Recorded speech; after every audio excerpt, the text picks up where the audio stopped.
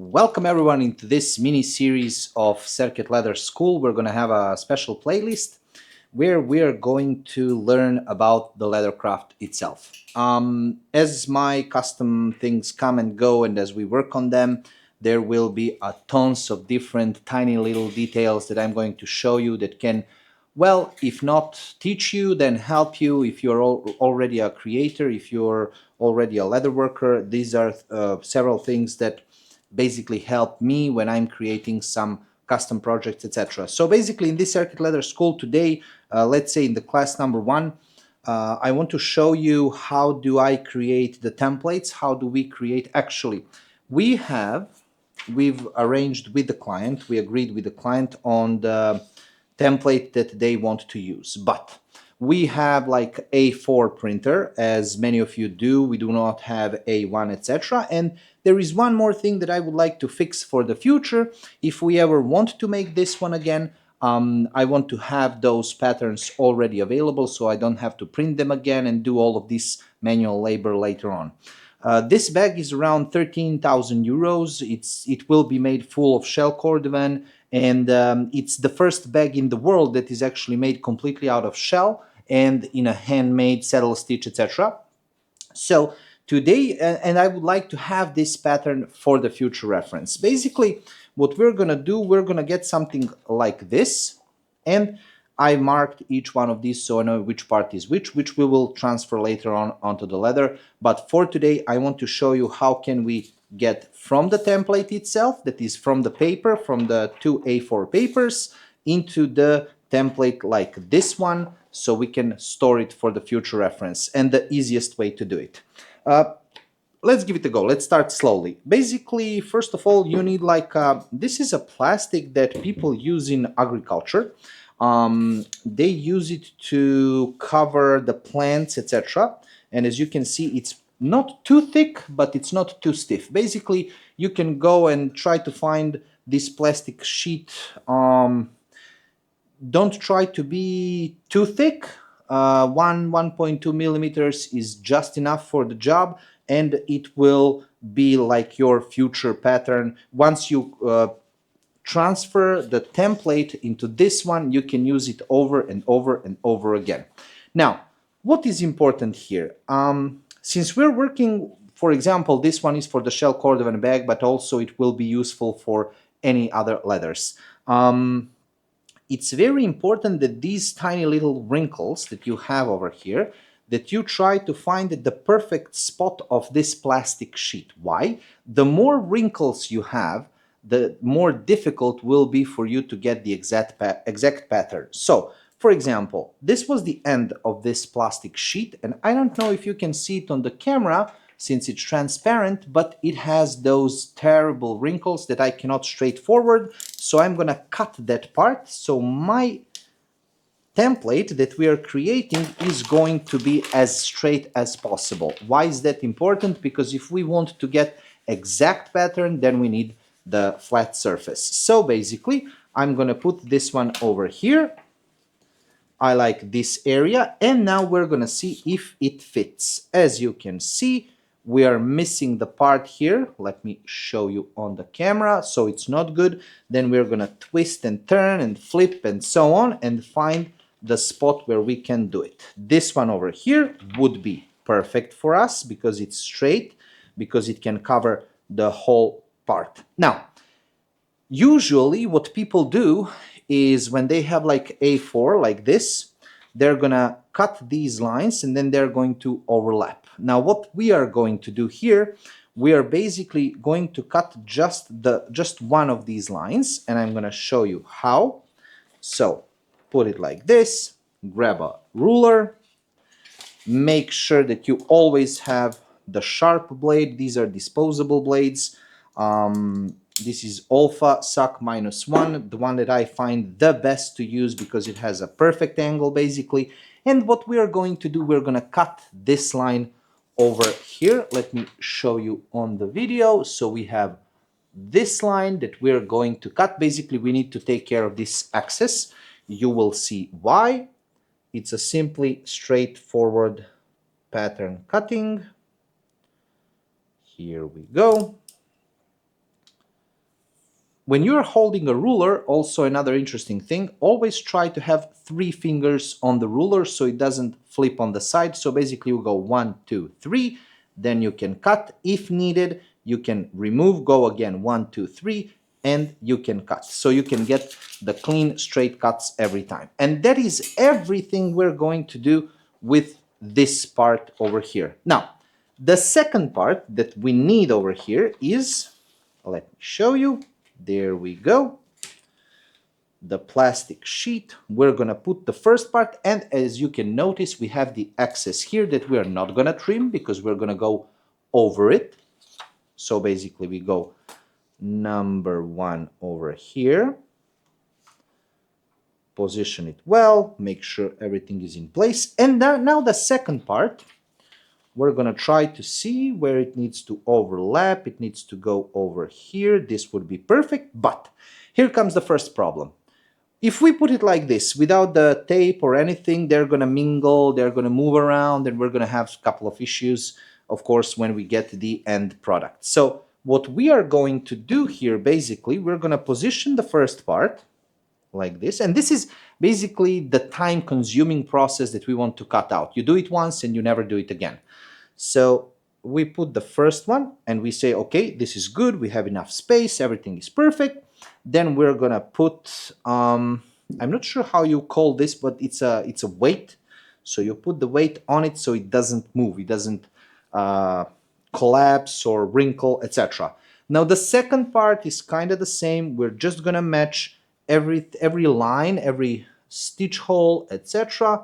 When we match it perfectly, when we are satisfied with the overall look, we're going to put the second one on this side.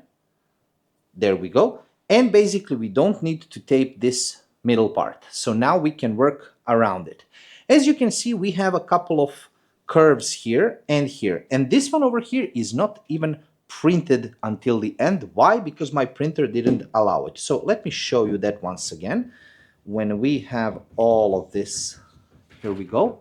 As you can see, it's not printed all the way down, but I will show you how to correct that instead of spending time on the PC again, extracting it, adjusting it, etc., etc., etc. All of that you can do right here. It is a manual labor, but once again, as I said, you do it once and you never do it again. That's the whole point. So again, steps, we're putting this one over here.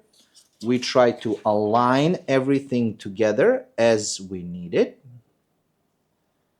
Make sure that you put those straight lines to the best of your abilities.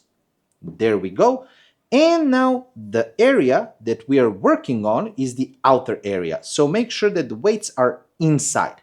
Why do we need them inside? Because if you put them, for example, here and here, when we are cutting, we're going to have the problem with these curved lines. Basically, we cannot go over the weight. So we're going to put it inside. This one, we're going to put the inside.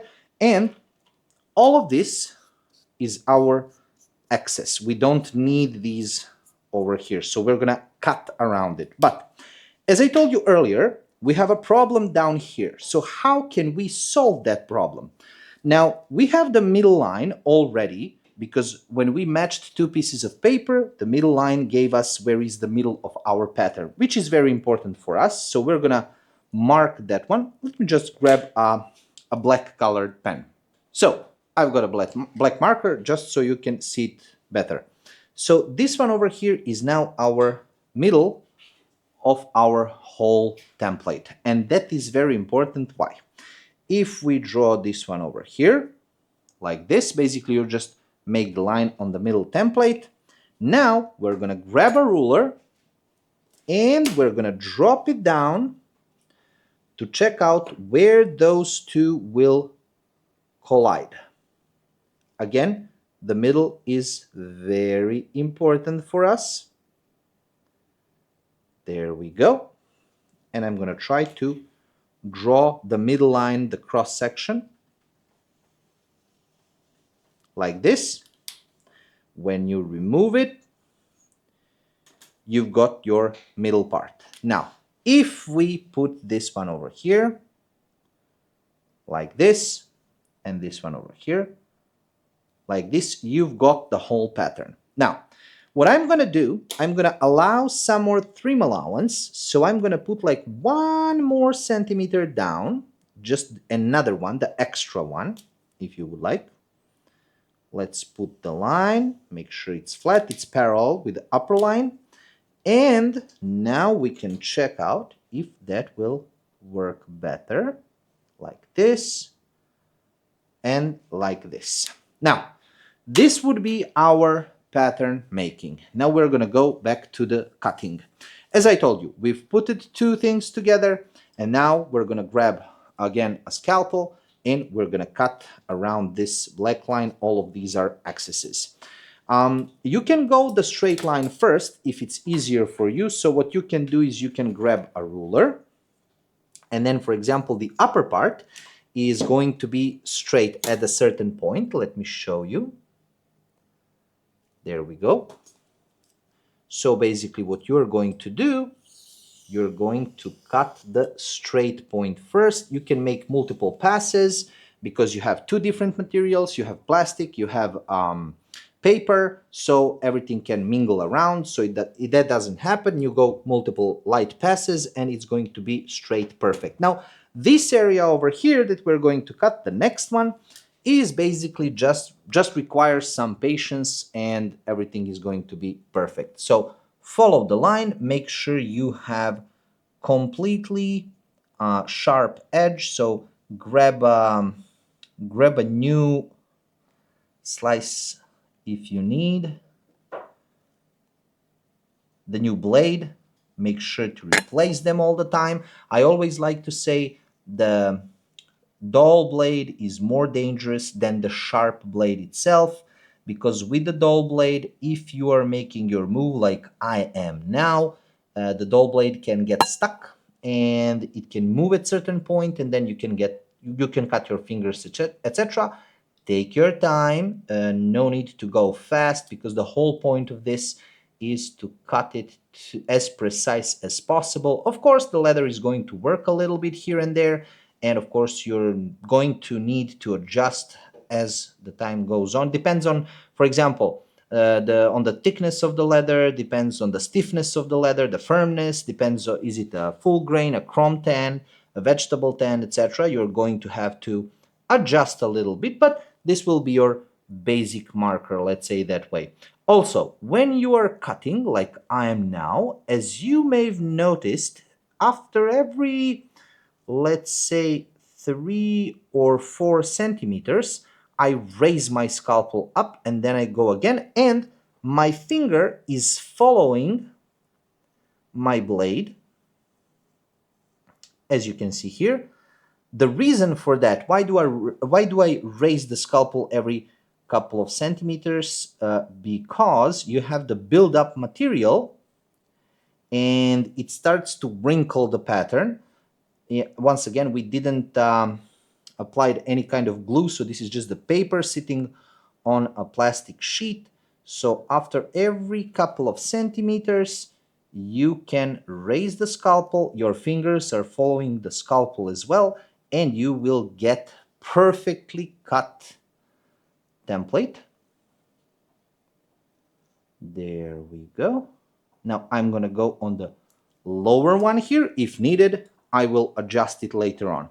Now, again, the lower part, what we can do, put the ruler, this is the fast one as I like to say, hold on, match it perfectly, cut it once,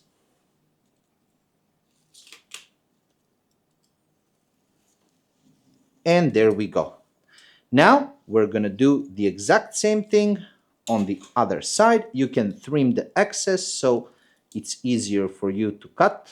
Don't remove the weights. You will need them, because if we move it right now, we're gonna make an error basically, and we don't want that to happen. There we go. This is something we don't need anymore. Now you saw, for example, I'm moving and everything is like moving, but everything is perfectly in place because my weights are right here. Now we need to move on the other side. I'm just trimming the extras that I don't need. Basically a waste that is getting in line of what we are doing. Now, check this one out. Since I'm the right-handed and it's easier for me to cut in this side, I'm gonna turn the whole pattern and I'm gonna cut the next side from upside down, basically, but I'm not gonna remove the weights because they're going to hold the original pattern. And now you might ask, okay, but how it's going to move? Well, it will move. A bit more difficult, a bit more stiff, but it will move. And you see, nothing moved except what we want to move. I grab usually the opposite sides. You grab both the plastic and the sheet of paper. You do not remove the weights, because if you move the weights, you screwed up and then you have to go all over again. This way, it's basically simple and easy to do. There we go. Perfect here. Do not remove the weights once again. We cut the excess, the extras that is bothering you or it's making some kind of a trouble for us, so we cannot cut. There we go. And now we do again the same thing on this side. Make sure everything is aligned. If you need to straighten up something from turning, do so. Perfect. There we go. It's flat, it's straight, it's everything as it should be. Again, I cannot stress point enough. Use always the sharpest blade that you can find. Make sure it's always sharp. And again, what we're going to do, we are going on the next one. And every couple centimeters, you raise the pen, you raise the blade actually, the scalpel or whatever you're using to cut, your fingers are following it, and we go step by step. Now, once you fix the curve, once you've cut the curve, you can again use the ruler and cut it again. I'm just gonna go with a hand, it's easier for me that way. And it's good if you do it as well because it's a good practice. Now, there are numerous ways people do this. I found this as easy as possible. And this one is, or let's say this is what works the best for me. It doesn't mean it's the best out there. You try, you experiment, and find it yourself. But when I was transferring, I found out that I'm losing a lot of time trying to tape everything together. Then after that, I tried several times to use it on the cardboard to make patterns, templates on the cardboard. Cardboard gets well, destroyed in a certain way. Then we use it on the plastic, but when you're making bag, etc., the negative side of that is they're very, very big panels, and it's kind of hard to work around.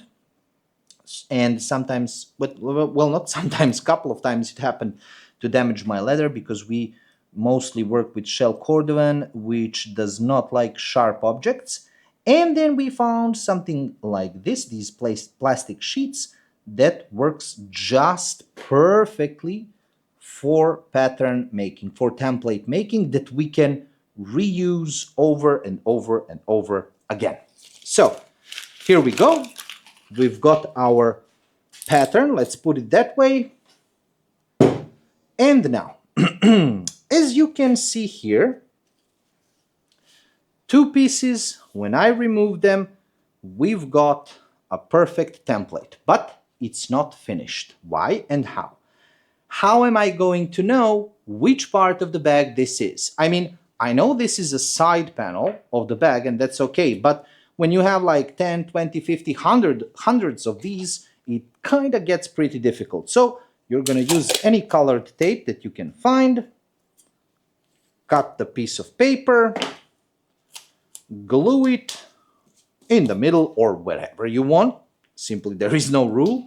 And you can write whatever works best for you. If you have the name of the bag, you can write the name of the bag and then panel part, side part, or whatever. So basically, just use the system that works for you the best, that works the best for you, the product that you're making. In this case, I'm following some A, B, C, D, E, F, G patterns. So I'm going to write, this is the G2, and I'm going to write side panel, so I know what it is. Now, I'm going to put as well here ×2. For me, what does that mean? When you're creating a bag, you have left and right side. You have left and right panel. What does that mean? If I'm cutting this one over here, let me show you. So let's imagine I need to cut this into the Pueblo. I know that I need two pieces of these so I can create the panels of the bag. In this case, we're going to cut this on the shell, so I will need two of them. That's why marked times two. And this is basically how you get the panel, or let's say the pattern for anything that you need. Right now, we have the bottom, we have the side panels, which will go basically like this. And I already know what I'm creating. Once I'm done, you can roll them up, you can basically punch a hole, then put them on shelf, etc. So you choose the best way for you how you are going to storage. This is the way I make the patterns. They're usually very precise. I haven't had some major issues with it. Later on, when you're transferring it on the leather, the same thing applies. You put them as straight as possible. You put a couple of weights on it. You grab like something with the pointy stick. I'm going to put it that way. And of course, you trace, mark, cut, and repeat. Pretty easy. This is a bit of manual labor. It requires a lot of time, but once you do this, or let's say you do it once and you never do it again.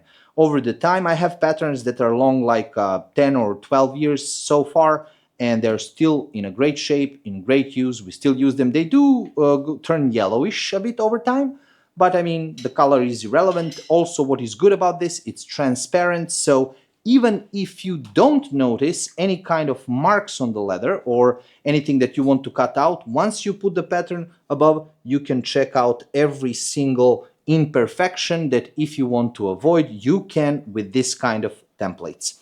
That's it for today. We're going to work more as I go through the bag, through other projects. I hope you enjoyed. I hope we learned something new. Thank you very much, and until the next time, my best regards.